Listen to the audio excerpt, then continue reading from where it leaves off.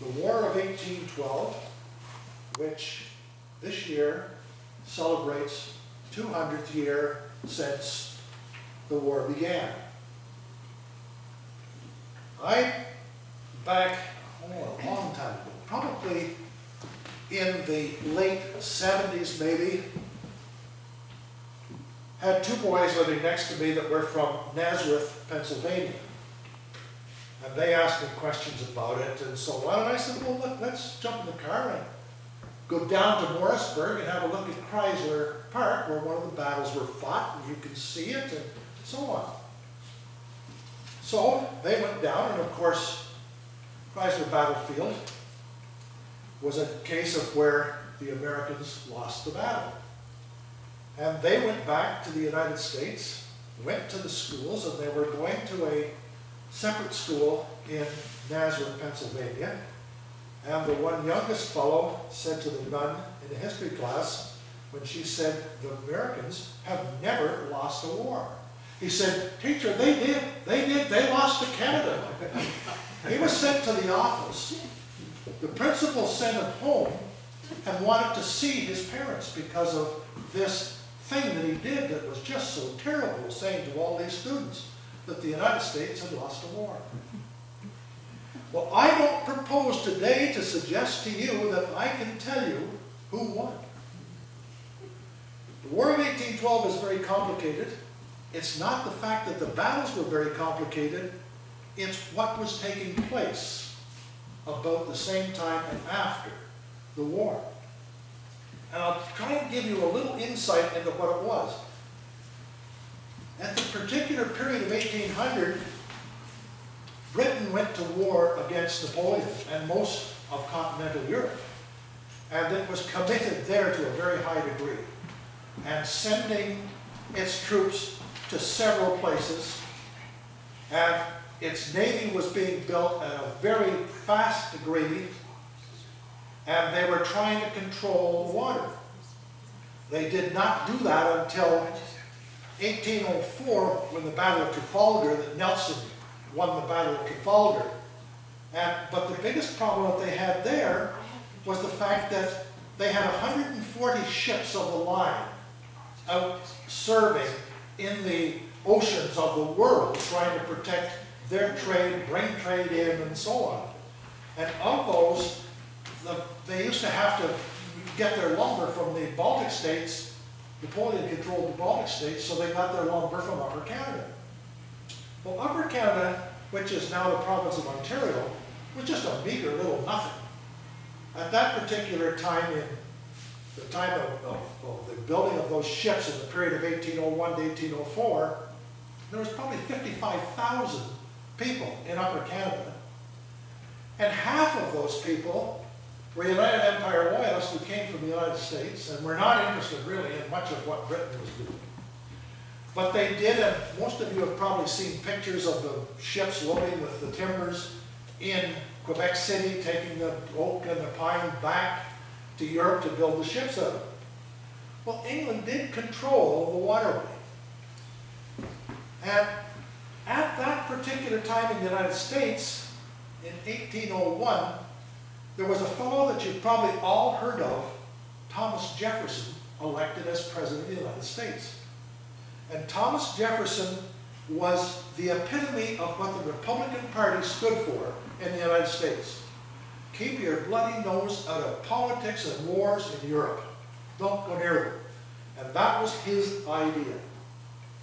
So he didn't really have much problem with what was going on over there and trying to keep the United States out of it, until the period of June 2nd, 1807. And on June 2nd, 1807, the American frigate Chesapeake was stopped a couple of miles, actually 14 miles out of New York Harbor. And it was stopped by a British ship of the line who went on board, and they took off it 7 sailors who the United States said were sailors that were Americans. Here's what Americans told. There were deserters who had gotten off British ships in places like Jamaica and Barbados then got on an American ship and signed on because they didn't want to stay in Barbados or Jamaica. But they were taken off because they were British deserters. Well, the American people got up in arms about it, about going aboard the ship and taking American people. And they wanted something done. Well, Jefferson had his major problem right there in 1807 of trying to stop something from happening. Because you had the other party that were the Federalists, who were land hungry, who wanted to rid the Indian menace that came out of Michigan and Illinois and so on, and they wanted that land and they wanted to take it. And they wanted that, and they said that the economic depression that was happening in the United States at the time was because of that. And they were the hawks. And they were, Jefferson constantly had to put them down and had to battle against them. Well, unfortunately, at the election of 1810, Jefferson lost. And he lost to a hawk by the name of Madison, who was a Federalist. And the Federalist Party were in control at that particular point, or so they thought. And one of the first things they decided to do was to pass a piece of legislation saying that the United States should raise an army of 50,000 men with the possibility of going to 100,000 men. And this was because in the back of their mind, they were looking at this great expanse of country, which was Upper Canada, Lower Canada, all the western area, the Maritimes, which were separate. They weren't Canada. There was no such thing. It was Upper Canada, Lower Canada, Nova Scotia, Prince Edward Island, New Brunswick, Newfoundland. Everybody was all separate. But the oddity about it was that at the time that he was elected, there were 80,000 people living in Upper Canada. There were 100,000 people living in Lower Canada. There were another 80,000 living in all of the maritime provinces. And they looked at these and said, hey, those French Canadians up there, they don't want to be part of Britain. They don't want to be English. If we went in there, they would end up by helping us. They'd end up by coming to our aid. And look at all the Americans that are there. Out of the 80,000, there are 30,000 who were what they called themselves as United Empire Loyalists. I call them Canada's first refugees. And another 10,000 American citizens who had come to Canada or Upper Canada looking for cheap land. And so that half of the population was American-based or US-based. Well, you've got to look at the United States then again. It was still not much more than the 13 colonies. States' rights were really much more important and much stronger than anything that you can possibly imagine, because each state controlled a lot of its own except for tariffs on imported and export goods. Something if you did have a navy, which the Americans only had 7 ships. The federal troops, which was a federal army, of which they had 7,000 was all that they had at that particular time. And so that they said, okay, let's do a militia. So they took the idea of creating the militia. They developed a militia through the different states of 35,000 men that they brought into the militia. All well and good. But the states' rights said the militia cannot cross the state border. Therefore, it can't fight out of its own state. Well, there were some people like Pennsylvania who, I mean, they were interested in that land beyond them. They wanted to expand. As you know, the surveyors that they brought in, Mason-Dixon, that was really to survey the property to stop the expansion of Virginia and Pennsylvania because they were landowners. And so they wanted this. They let their troops go further. Well, in 1812, in the spring of 1812, they decided on a plan to attack Canada, or the Canadas. The plan was going to have a movement that went into Detroit, into Niagara, into Kingston, into Montreal, and that would end it. If they captured those, there was nothing left. And so those plans are what they developed. Now they couldn't do anything about the maritime provinces because the states in the United States of Maine, Massachusetts, New Hampshire, Vermont, Connecticut, and Rhode Island all said, we're not having anything to do with this, we're not providing anybody to go to war, we're not doing anything. We trade with these people. We've got ships every day going to Halifax and going to Prince Edward Island and so on. He said, we're not touching it at all. And they did. They had a big trade of ships that went from the Caribbean, Jamaica, Barbados, up into Boston and Portland and so on, and then to Halifax and into Charlottetown. These ships were the big trade items. As a matter of fact, in 1810, they had a trade going out of that of about $7 million. And that was a lot of trade for those little places. They didn't want to change or do anything about it. So you had those provinces in Canada and those states in the United States who didn't get in the war. They didn't send men, they didn't do anything. As a matter of fact, I have seen very little of funding that they did for anything that was happening. So that the troops then that moved out on the first that were going to capture Detroit, and Detroit was an English base. It was a fur trade from the Montreal Fur Trading Company that held the fort, which was to trade furs. So they put together a group of 4,000 troops to go and capture Detroit, and it left Pittsburgh, Pennsylvania, which had been a little place that was a fort called Fort Duquesne, and it was a military establishment there.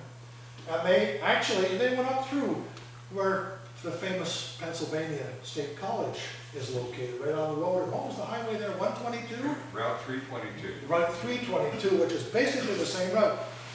But if you can imagine, they left there in the early spring, as soon as they could get on the route, and they didn't get to attack the fort at Detroit until the 22nd of August. That's how long it took them to bring their troops up that route, because they had to knock down trees, they had to build bridges, they had to do all kinds of things as they went. And they got there. Of course, when they got there, they had an army that was pretty near worn out. And the British were sitting in their fort with 700 men. Well, the battle went on for several days, and they finally got cannons in to start knocking down the fort at Detroit. And the British went across the river and the St. Clair River and into a place called Sandwich, where they had another fort there. Well, that was a stalemate right there. When the season ended, that was a stalemate. Also, in 1812, they attacked at Niagara. And the troops went across at Niagara, and as you know, General Brock, who the town of Brockville down here is named after, stopped that, and it was 3,800 against 1,200 British and militia and about 1,000 Indians that fought that battle at Queenston Heights. Brock was killed, and so was Harrison, the leader of the Americans. The Americans would back across the river to the other side, to Fort Niagara, and remained there for the winter, and nothing transpired. Down at the other end, where they couldn't take Kingston, there was absolutely no way, it was too strong, they knew it was too strong, so they said, okay, we're going to do something. They captured Gananoque. They went in and they took the militia that were at Gananoque that was controlled by Colonel Joel Stone. He happened to be away, he was down in Brockville with most of the Leeds militia. So they went in and captured it. They destroyed the one building that was downtown that belonged to the government. And there was nothing except taking a few people hostage, and they took them and went back to Sackett's Harbor. Also, a group from Oswego, which was another division of the group that should have come up through from Albany to capture Montreal, but a group of them came up to Oswego, and it was mainly New York State militia. And they crossed over and they captured Brockville. And they took about 100 prisoners from Brockville and took them back to Oswego. Well, little town that's down here halfway between here and Brockville is a place called Soperton. Well, that was the leader of the militia. It was Colonel Levi Soper, and he took the militia across the St. Lawrence and down, and he captured Oswego and got all the prisoners back. Then they came back to Brockville with their prisoners. So at the end of 1812, there was really nothing that had happened except the Fort Detroit was no longer in British hands, it was in American hands. So of course, you don't fight in Canada in the wintertime, especially if you've got British troops that are Scottish with those kilts on. So anyhow, everything sat still until the spring of 1813. And in the spring of 1813, a colonel who was very aggressive in the United States said, we've got to move against some of this. We've got to capture the ships on the lakes. That's the supply units that supply the British, and we've got to capture those. We've got to capture some of these centers. And his name was Winfield Scott. Maybe you remember Winfield Scott as being the commander of all the British troops for the North during the Civil War. Well, I was Winfield Scott. He was a colonel at the time, but he had a very good idea. And so one of the first things they did was they brought the fleet across to what was called York, which is now Toronto.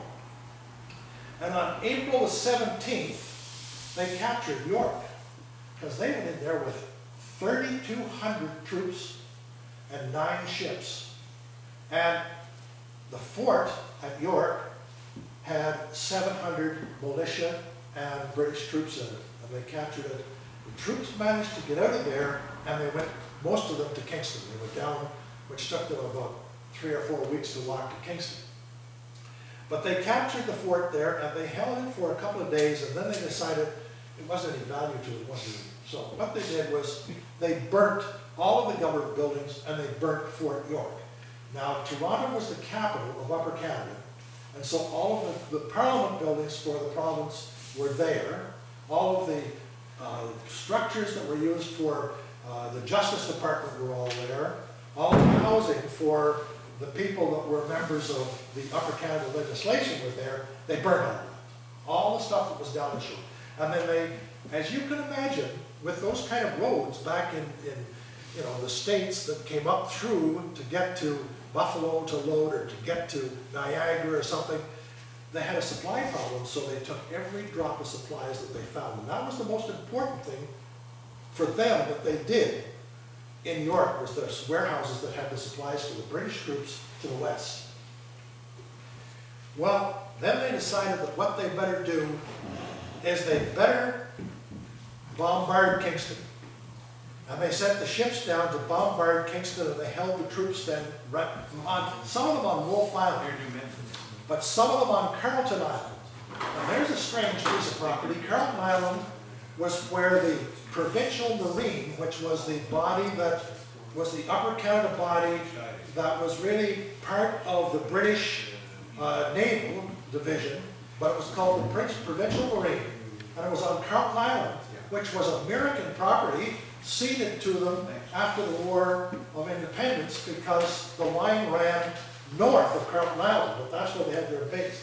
So they took that island back, and then they put some troops on Wolf Island, and they started to bombard Kingston. Well, it wasn't successful, because they had built a fort up on where Fort Henry is now. It's a wood palisade fort, and they're up on the top of that hill. The ships couldn't get close enough to hurt Kingston, because the same cannons that were up on that hill allowed them to fire at the ships and keep them back. So they weren't able to do anything to stop in Kingston, to change that. So they moved back, and the British troops were still holding on to, and very few. At Kingston, there was the 104th Regiment of Foot, which was down in Halifax. That year, in the winter of 1813, marched from Halifax to Kingston, and it took them 3 months. It took them January, February, and March to march all the way up to Kingston. And the 104th Regiment was and that was a British regiment half raised in the Atlantic provinces. So what you had was all these troops that were in Kingston and all these boats or ships that were brought back in that were the provincial marine into the harbor of Kingston, which the American ships couldn't get at. So they took the troops back to Sackett's Harbor, and they took the ships back to Sackett. They hadn't any more left. And all the soldiers that were the British and militia jumped on these ships, took off and followed them right back, and they stood off Sackett's Harbor, and they fired into them at Sackett's Harbor. And they destroyed most of the shipping of Lake Ontario that the Americans had at Sackett's Harbor. Then the troops landed and captured Sackett's Harbor. But again, it's the middle of nowhere. I mean, there's nothing for miles. So what do you do with it? You burn it and leave. So they burned it and they left. And it was really amazing that Sackett's Harbor was important because that was the jumping off spot. Immediately after they left, 7,000 American troops come into winter in Sackett's Harbor, right after the British left, came into winter in Sackett's Harbor. Now those troops were to go to Montreal and capture Montreal, because Kingston, they were going to forget them. Up in the Niagara Peninsula, they made another jumping at Niagara. They crossed the river at Niagara, and the troops made it all the way to Stony Creek, which is a town that exists now. It's halfway between St. Catharines and Hamilton. And they made it to there. And then they were bottled up in a neck between the water and the swamp, and the British managed to hold out with a very small number of troops and cannon, and they held out there for probably 3 days. And the American troops found that they weren't going to be able to make it any farther than there, and they went back to the fort at Niagara.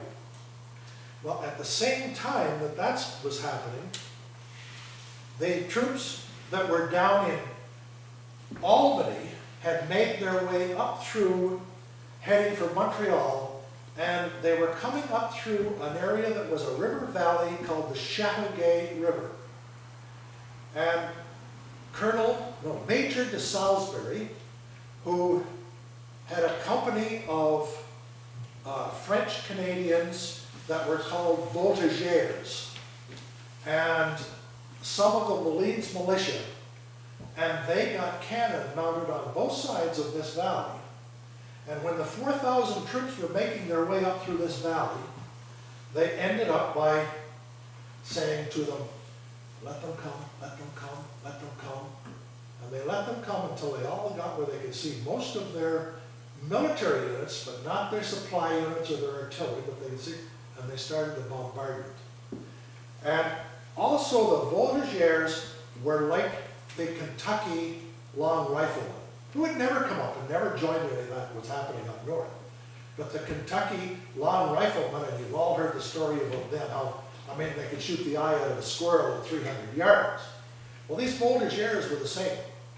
And a tendency with the soldiers at that time was that if you fired a rifle, you aimed at somebody and you fired the rifle went up, and most of the shots went over people's heads. And many of the stories about the things that were happening with the British troops over in Spain was a joke about the fact that they didn't want people holding their horses too close behind the lines, because all the people holding the horses would be the ones that got shot behind the lines, because they were shooting over top of the heads of everybody. So anyhow, they came up through this gorge with the troops, and they stopped, and the numbers that were killed and wounded were horrendous. Probably the largest number of killed and wounded of any battle in the entire war up to that point. And that was in the fall of 1813. And there were about 500 people killed and about another 700 wounded out of the 3,800 men that they had in that gully at the time. And that was devastating, because then they had to haul them all the way, and there was no place to go.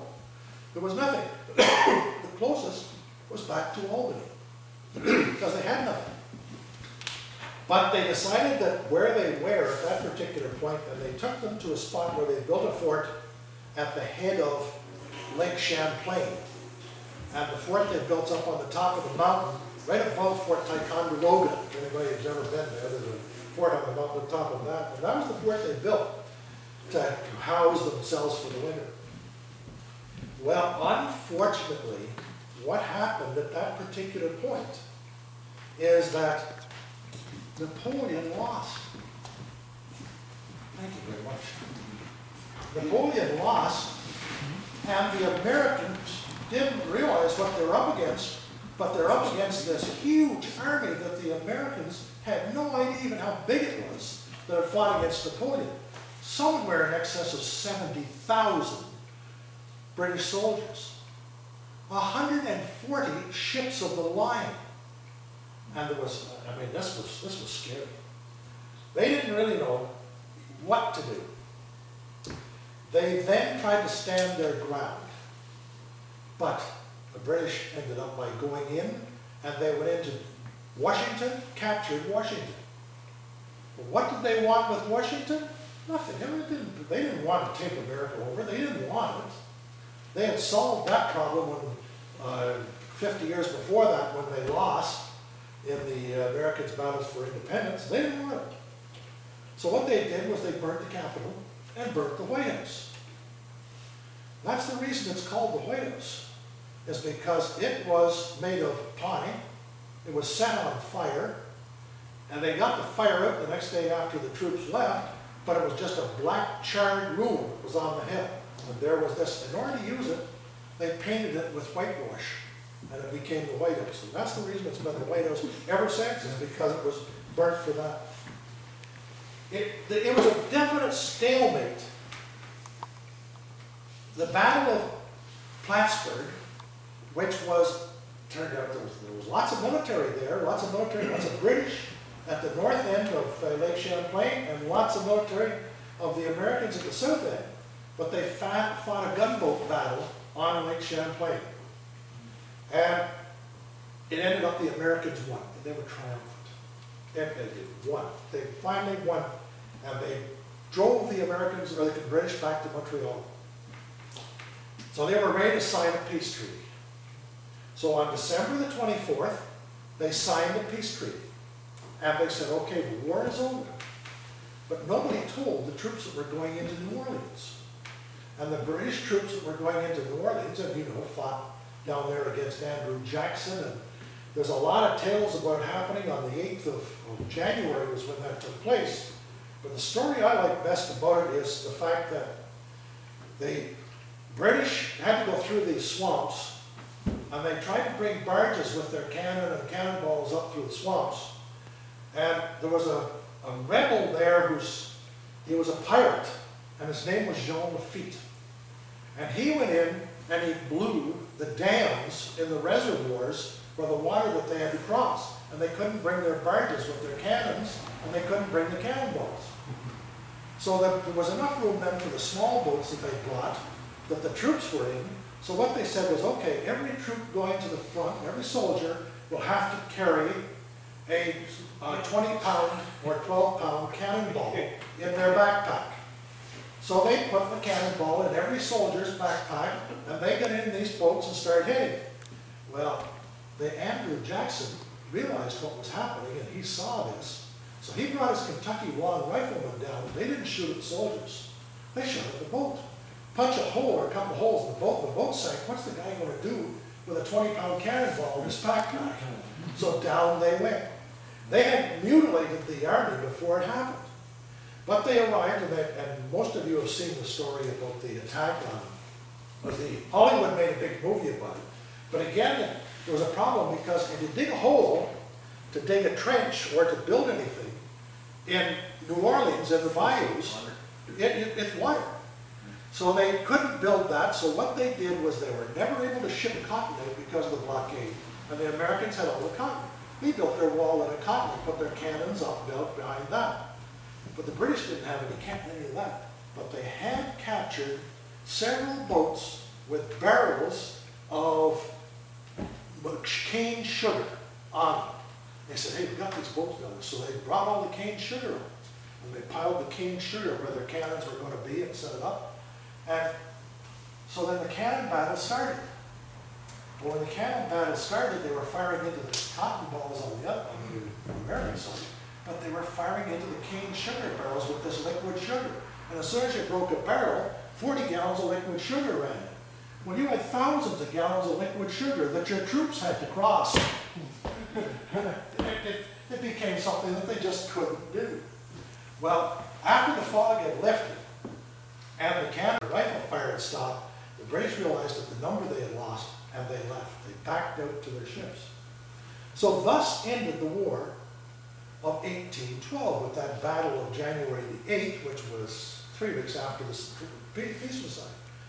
But I do want to leave you with a little bit of something that you will find interesting, is that because New England states did not join the war, they became the industrialized states. They got the raw materials, they had still shipping, they got by the blockades, and industrialization started in New England to a very high degree. In cotton clothing, for instance, was a $3 million trade in 1810. It was a $17 million trade in 1815. The same with all of the kind of stuff that they were doing, because they all of a sudden started to get coal, and they started to run steam engines, they ran water-powered engines, and they developed, and they didn't have a problem with trade, and they were able to keep their ships going.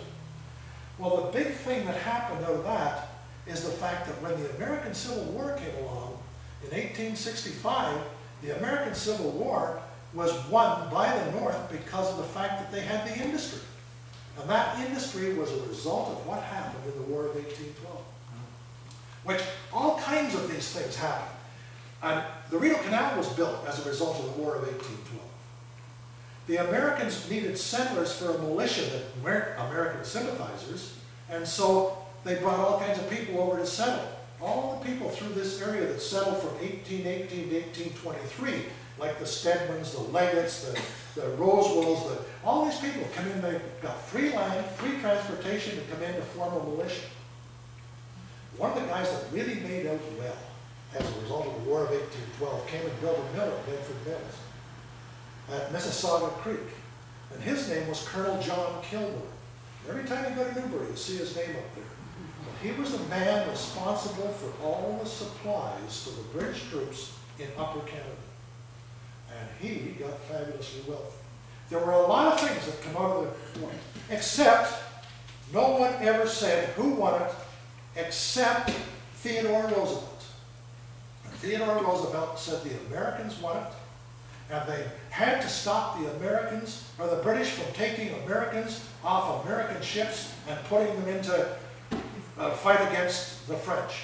And so that's where that cause and effect comes from, is from Theodore Roosevelt. And Theodore Roosevelt said they won the war because look where the lines have been drawn. Well, down in the Maritimes, it didn't change. The St. Lawrence didn't change, but it did at Detroit. Detroit is now American and was British at the time of the start of the war. Chicago changed. Chicago was a Montreal merchants' fur trading post called Pierre de Chine. And that fort was a fort from, and that was where it was destroyed, and Michilimackinac was destroyed. So the line did change. By how much, who knows. But now, you've heard some of the story. I want anybody here that would like to tell me who won the War of 1812.